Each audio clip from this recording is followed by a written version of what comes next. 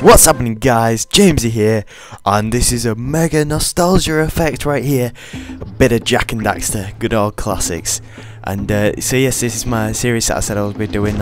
I've been posting quite a bit about it on Twitter, and yes, I finally got around to doing it. And it's gonna be like a playthrough, walkthrough sort of series, and I'm gonna show you how to get like 100% in all of the games. So I hope you guys enjoy it, but please still give me your feedback. I'm still like trying to sort out colour correction and stuff like that. But anyways, I'm going to shut up. Searching for the answers that my father and my father's fathers failed to find. Who were the precursors? Why did they create the vast monoliths that litter our planet? How did they harness eco, the life energy of the world? What was their purpose, and why did they vanish? I have asked the plants, but they do not remember. The plants have asked the rocks, but the rocks do not recall. Even the rocks do not recall. Every bone in my body tells me that the answers rest on the shoulders of a young boy. Oblivious to his destiny, uninterested in the search for truth, and rejecting of my guidance. And why would he want to listen to old Samus the Sage anyway? I'm only the master of green eco, one of the wisest men on the planet. So it seems the answer begins not with careful research or sensible thinking. Nay, as with many of fate's mysteries, it begins with but a small act of disobedience. Hey! Jak, old green stuff told us not to come here.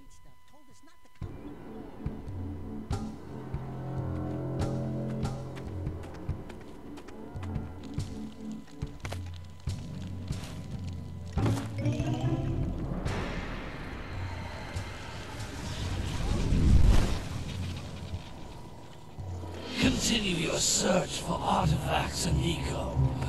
If the locals possess precursor items, you know what to do.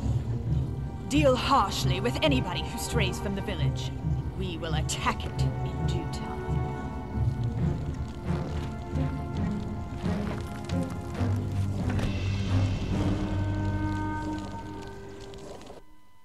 What are we doing here anyway, Jak? This place gives me the creeps.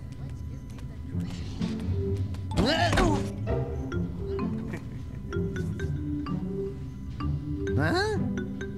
Oh, stupid precursor junk. Eek! What is that dark ooze? It sure don't look friendly.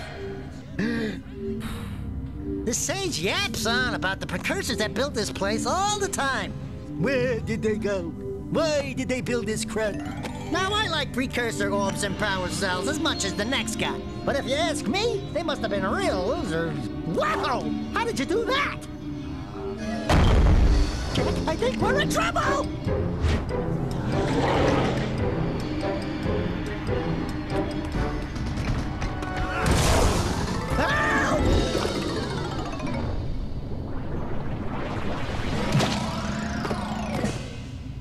Man, that stung! I told you we shouldn't have come here, and you listened! What?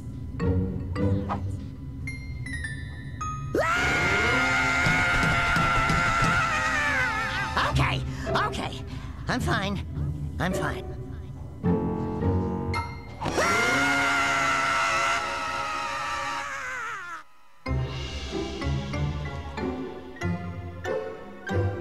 What in green tarnation do you two want? I was... Don't tell me!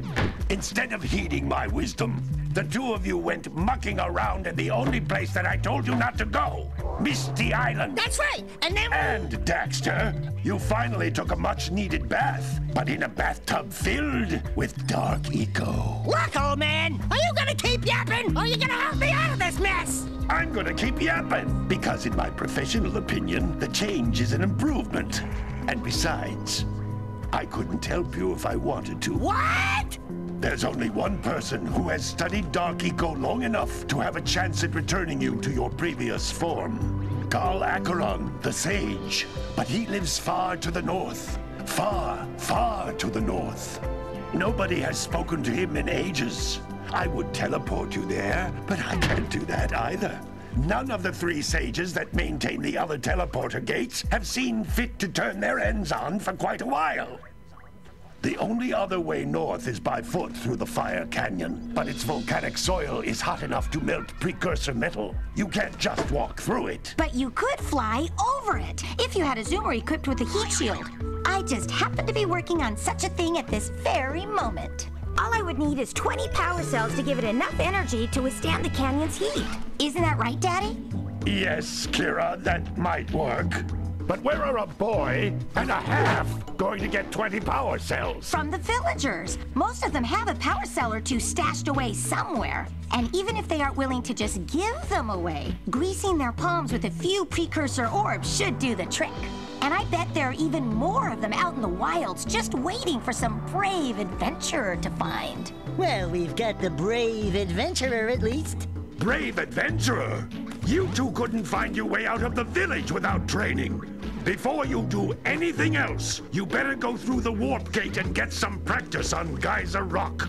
We won't find any more of that dark gooey eco stuff, will we? Cause I'd hate to fall in again and turn into you. Get in there before I turn you both into ferns.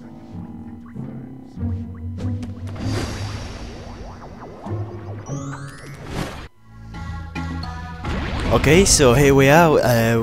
This is just training right now, and I'll try not to talk over the little communicator thing, but I can't promise anything.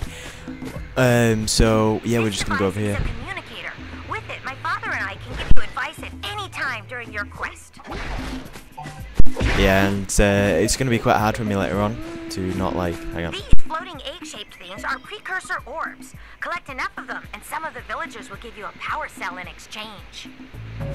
To try and like talk in between those bits, but I'll try my best anyway. And so yeah, this like playthrough is gonna be like 100% for everything. So precursor orbs, scout flies, and shit like that. So yeah, just. This is a power cell, the most important precursor artifact you can find. You need to collect 20 of these so I can power the heat shield for your A-Grav zoomer. Yeah, and I love this game so much. I'm so glad that they remastered it, and I think that the graphics look pretty decent now, especially if you like saw what it looked like before. And I think the color correction makes it look even better. I mean, I hope so. Anyway, I spent quite a bit of time trying to do stuff like that, so I hope it looks good. Hey, you found one of my scout flies. I sent 7 of them to each area to look for power cells, but the lurkers must have captured them all. The mini lurkers just to capture them all. No. So yeah, the scout fly is pretty easy to get precursor, no power cells even. And yeah, I like how like every time you get a power cell, that Daxter does like a little dance. I think that's pretty cool. It's like awesome. That last scout fly had a power cell.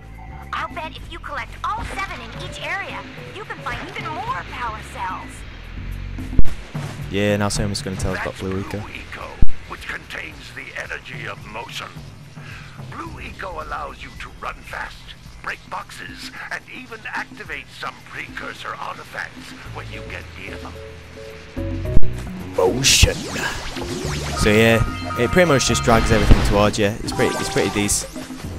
Yeah, don't forget to come down here and grab these precursor orbs. The Eco cluster you pick up increases the time you can use its power. I mean, that's pretty easy to miss right there. You shouldn't miss it, like, but it's the Naughty Dog do just some like some little tricks and stuff like that where they try and hide things to make it a bit more difficult. And yeah, I'm hoping to take the series all the way to the end of Jak 3. I won't be covering Lost Frontier because that game's not too good. This is a precursor door. It can only be opened by approaching the door while channeling Blue Eco through your body. From what I've seen, at least, it doesn't look so great. But anyways, whoa, steady, Jak.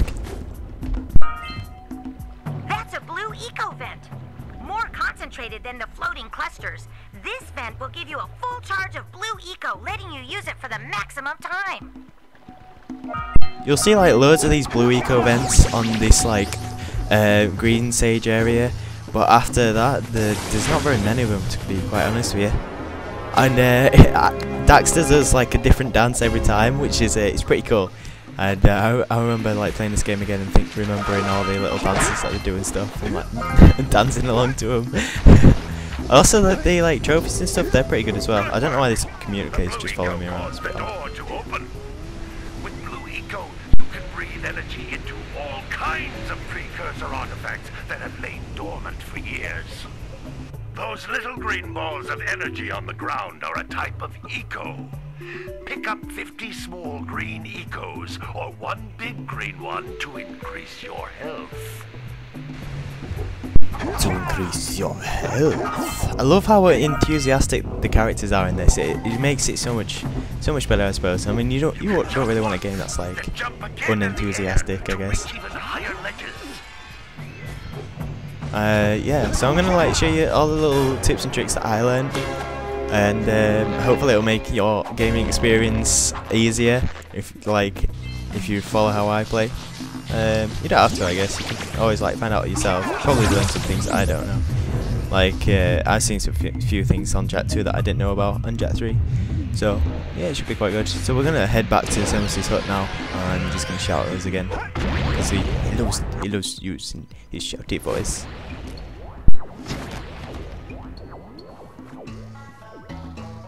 Good training, boys, but that's nothing compared to the challenges that lie ahead. Then no problem. We got the moves, eh, Jak?